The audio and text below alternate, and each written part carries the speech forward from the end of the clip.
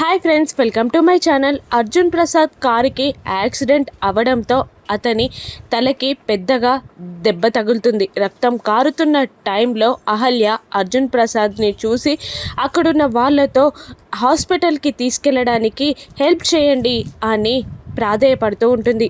వచ్చిపోయే వాళ్ళని లిఫ్ట్ కూడా అడుగుతుంది, కానీ దానివల్ల ఏ ప్రయోజనం కూడా ఉండదు. అప్పుడే గౌతమ్ కారు కూడా ఆ పక్క నుండే వెళ్తుంది, కానీ పాపం గౌతమ్ అహల్యని కానీ అర్జున్ ప్రసాద్ని కానీ చూడడు.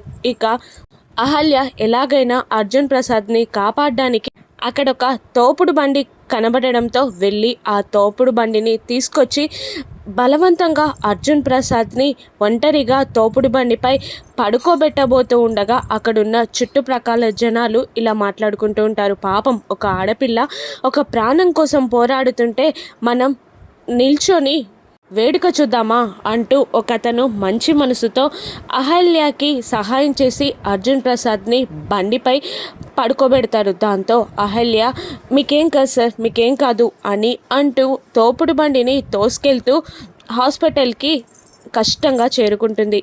నడి రోడ్డుపై గౌతమ్ కారు ఆపేసి అహల్య అని గట్టిగా అరుస్తాడు.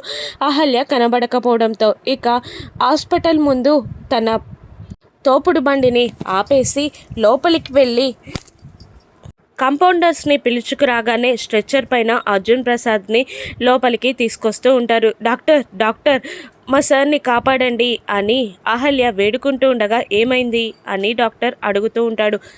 యాక్సిడెంట్ అయి తలకి పెద్ద దెబ్బ తగిలి రక్తం కారుతుంది అని అహల్య చెప్పగానే పేషెంట్ని చూస్తాడు డాక్టర్.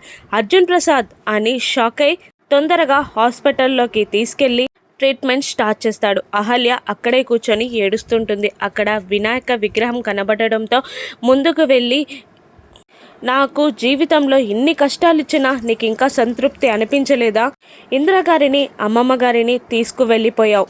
నాకు అండగా నిలిచిన గౌతమ్ గారికి కుటుంబం నుండి ఎదురు దెబ్బలతో బాధనిస్తున్నావు. ఇప్పుడు ఆ ఇంటి పెద్దయినా అతనికి యాక్సిడెంట్ జరిపించావు. నన్ను ఎన్ని బాధలైనా పెట్టు, భరిస్తాను, కానీ సరికి ఏం కాకూడదు, కాపాడు. ఆయన కోలుకునే వరకు నేను పచ్చి మంచినీళ్ళు కూడా ముట్టుకోను అని అంటూ ఉంటుంది అహల్య. అప్పుడే ప్రెగ్నెంట్ లేడీని తీసుకెళ్తున్న నర్స్ ఇలా అంటూ ఉంటుంది ఆ ప్రెగ్నెంట్ లేడీతో, నువ్వు ప్రెగ్నెంట్వి, సరిగ్గా తినకపోతే బీపీ డౌన్ అవుతుంది, సరిగ్గా తినాలి కదమ్మా, నీ కడుపులో ఉన్న బిడ్డకి ప్రాబ్లం కదా అని అంటూ ఉంటుంది ఆ నర్స్ ప్రెగ్నెంట్ లేడీతో. ఆ మాటలన్నీ విన్న అహల్య అయినా పర్లేదు, మా సార్ బ్రతికే వరకు నేనేమీ తినను అని శపథం చేసుకుంటుంది. అక్కడే కుర్చీలో కూర్చొని ఏడుస్తూ ఉంటుంది. మరోవైపు యామిని అతిథిని ఇంటికి లాక్కెళ్ళి విసిరేయడంతో అతిథి వెళ్ళి వాళ్ళ నాన్నగారి మీద పడుతుంది. ఏమైంది అని వాళ్ళ నాన్నగారు యామినిని అడుగుతుండగా ఏం జరిగిందో దాన్నే అడగండి అని అనగానే అతిథి గౌతమ్ని రిలీజ్ చేయించాను అని చెప్తూ ఉంటుంది. ఏంటి, నీకు అసలు బుర్రుందా, నీకు మైండ్ దొబ్బిందా, ఆ గౌతమ్ గారిని నువ్వు రిలీజ్ చేయించడం ఏంటి అని నందు అతిథిపై అరుస్తూ ఉంటాడు. అంతేనా, ఎస్ఐకి గన్ గురి పెట్టి మరి గౌతమ్ పైనున్న కేసుని కొట్టేయించి గౌతమ్ని రిలీజ్ చేయిస్తే రిలీజ్ అయ్యాక వాడు కనీసం దీన్ని పట్టించుకోకుండా ఎటో వెళ్ళిపోయాడు అని యామిని అంటూ ఉంటుంది.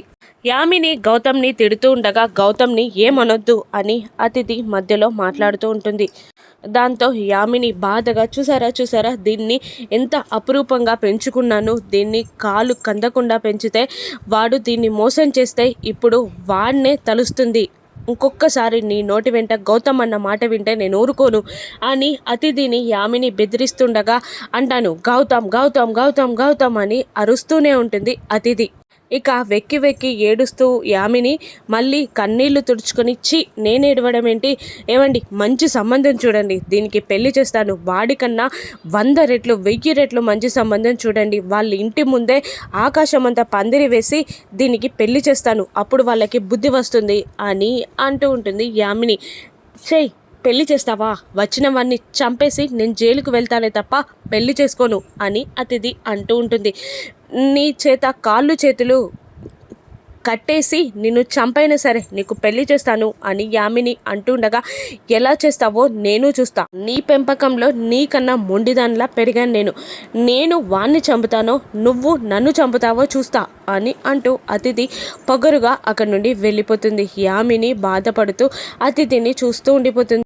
ఇక అప్పుడే హాస్పిటల్లో ఉన్న వాళ్ళ మాటలు విన్నాయి అహల్యకి ఇంటికి ఫోన్ చేసి అర్జున్ ప్రసాద్కి యాక్సిడెంట్ అయిందని చెప్పాలి అనిపిస్తుంది.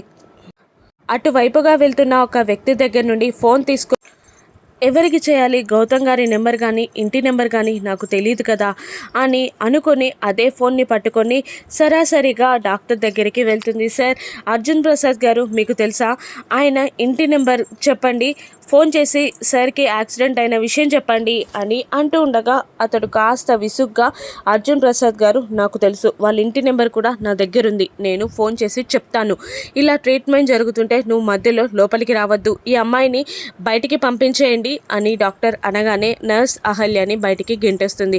అక్కడ ఫోన్ కోసం వెయిట్ చేస్తున్న అతను, ఏంటమ్మా నా ఫోన్ని లాక్కొని వెళ్ళిపోయావు అని అంటూ విసుగ్గా అహల్య దగ్గర నుంచి ఫోన్ని లాక్కొని వెళ్ళిపోతాడు. ఇక అహల్య కోసం వెయిట్ చేసి ఎక్కడ దొరక్క సరాసరిగా ఇంటికి వెళ్తాడు గౌతమ్. అప్పటికే వాళ్ళ నానమ్మ లాయర్తో మాట్లాడుతూ ఉంటుంది. ఎంత ఖర్చైనా పర్లేదు, గౌతమ్కి బెయిల్ రావాలి అని అంటుండగా గౌతమ్ లోపలికి ఎంటర్ అవుతాడు.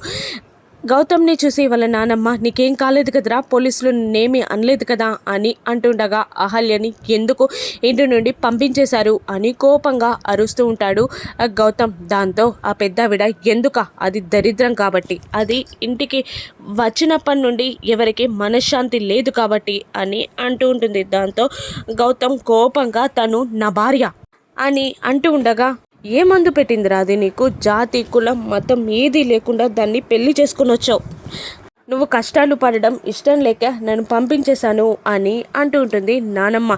ఏం చేస్తావు నానమ్మ, తింటావా జాతి మతాన్ని, తను కూడా ఒక ఆడపిల్లే కదా, కాస్త జాలి చూపించక ఇంట్లో నుండి గెంటేశావా, అయినా నేను తనని బ్రతిమిలాడాను పెళ్లి చేసుకోమని, తను నన్ను అడగలేదు అని అంటుండగా, అవును ఎందుకు దాన్ని పెళ్లి చేసుకున్నావు అని వాళ్ళ అక్క కూడా అనామిక గౌతమ్పై ఫైర్ అవ్వగానే, అది నా ఇష్టం, నాకు నచ్చింది కాబట్టి పెళ్లి చేసుకున్నా, అయినా ఎవరు మీరు నా భార్యని ఇంట్లో నుండి గెంటేయడానికి అని అరుస్తూ ఉంటాడు గౌతమ్.